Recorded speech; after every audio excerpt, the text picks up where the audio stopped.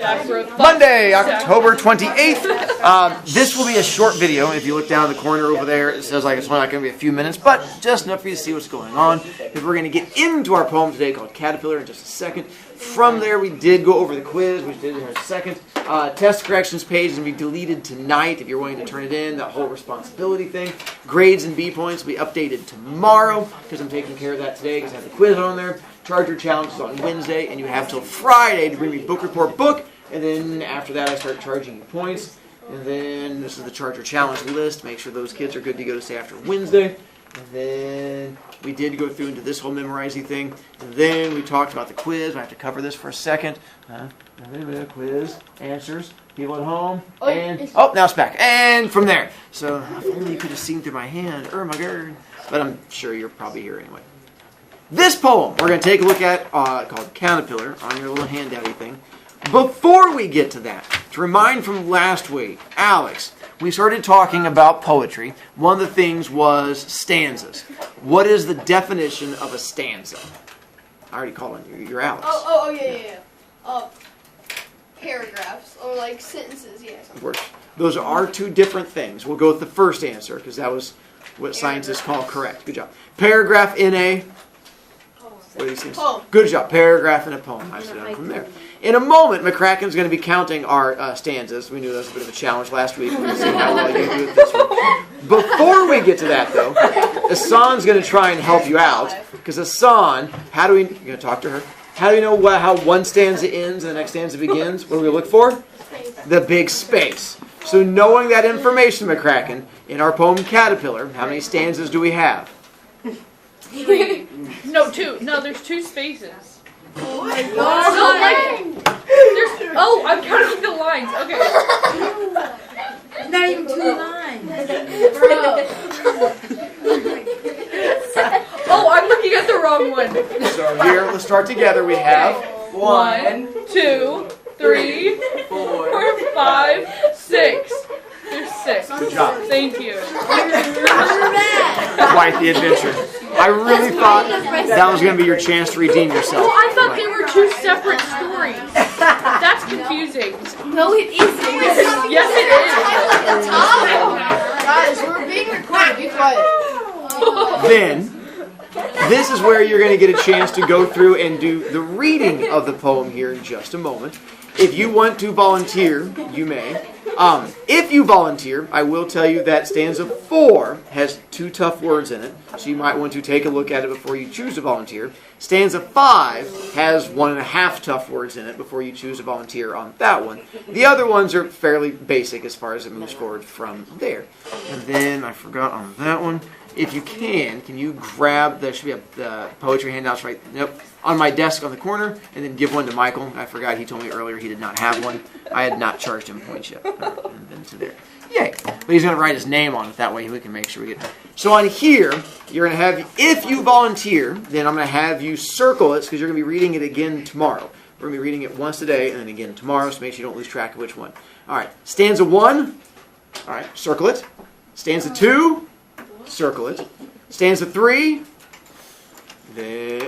circle it. Stanza 4, Graham, circle it. Stanza 5, Kirby, circle it. Stanza 6, Deegan, circle it. Alright, so know which one is yours, that way we don't have to come back and harass you later.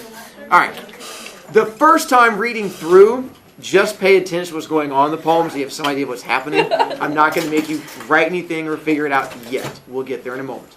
Alright, stanza 1, you may begin. But if you're reading it, you're going to have some strength to your voice so that you can get picked up and be YouTube famous, so they can hear your voice in there. Alright, stanza 1, you may begin. Under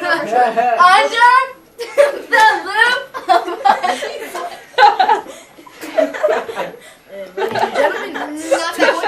Okay, I'm ready. Under this loop of honeysuckle, a creeping colored caterpillar, I gnaw the fresh green hawthorn spray. I nibble it leaf by leaf away. 2. Down beneath grow dandelions, daisies, old man's looking glasses. Rooks flap croaking across the lane. I eat and swallow and eat again. Yeah. 3. Here I come. Raindrops. Helter skelter. I munch and nibble unguarded. Hawthorn leaves are juicy and firm. I mind my business. I'm a good worm. Yeah. 4. When I'm old, tired, melancholy, I'll build a leaf green mausoleum. Not bad. Close by, here on this lovely spray, and die and dream the ages away. Well done. You hit both those words. 5. Some say worms in resurrection, with white wings beating flitter flutter, but wings or a sound asleep. Why should I care? Either way, I'll miss my share. You didn't make that hard at all. Deegan.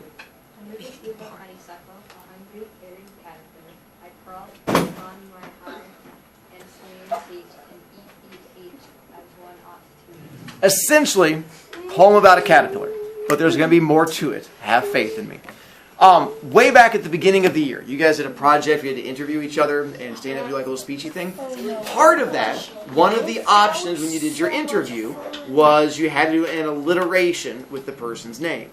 If you remember what alliteration is, there's a whole bunch of examples of alliteration in here. If you feel big brain and strong, as I read through it, just on your paper, circle where you see those little examples of alliteration, because we're going to come back to them in a moment. If you don't remember alliteration, we're going to teach you and try to remind you in a moment. It's just those of you who are big brain strong, circle those as we go through. Under this loop of honeysuckle, a creeping colored caterpillar, I gnaw the fresh green hawthorn spray. I nibble it leaf by leaf away. Down beneath grow dandelions, daisies, old man's looking glasses, rooks flap croaking across the lane. I eat and swallow and eat again. Here come raindrops, helter-skelter, I munch and nibble unregarding. Hawthorn leaves are juicy and firm. I'll mind my business, I'm a good worm. When I'm old, tired, melancholy, I'll build a leaf-green mausoleum close by here on this lovely spray and die and dream the ages away. Some say worms win resurrection with white wings beating flitter, flutter. But wings or a sound sleep, why should I care? Either way, I'll miss my share. Under this loop of honeysuckle, a hungry, hairy caterpillar, I crawl on my high and swinging seat and eat, eat, eat as one ought to eat. Yay, caterpillar. First stanza, going back to this one. First off, those of you who remember what alliteration is, what is alliteration? It's words God. that like start with the same. Almost. Listen, you. Hence, I never. Lizzo? It's when like the words start with the same letter in a row. There you go. Nicely done. You just faded out halfway through. I needed the confidence that Lizzie brought. Nicely done. And so multiple words starting with the same. And so in this first stanza, we have a good example and then a kind of example. What would the good example be? Creeping colored There you go. caterpillar. Creeping colored caterpillar. And then there's another one that's not as good of an example, but technically a kid can use it, and I'd be like, all right, fine, technically that's true.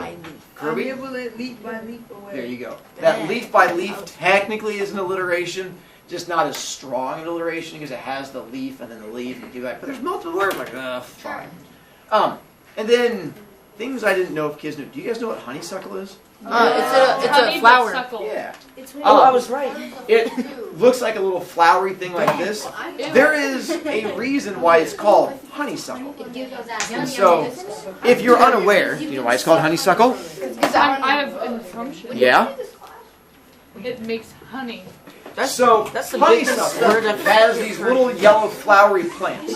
And what you can do is you can pluck them, and there is nectary, like flower juice on the inside. You can actually suck that flower juice out of it, and it actually tastes like honey. And so when you do it, it was an actual thing where you can either eat them or you can take out the honey stuff that's inside of it, and it tastes like, so it was actually called honeysuckle because you could actually eat it. Now, it's not actually honey. It's just nectar that's inside of it, but it's supposed to be along those same lines. It's like syrup. Did I take your saying that you were going to tell me, Scarlett? It's like sparkling water. Yeah. Sorry. It's a flower. It's like There's a honeydew. Tomorrow will be more.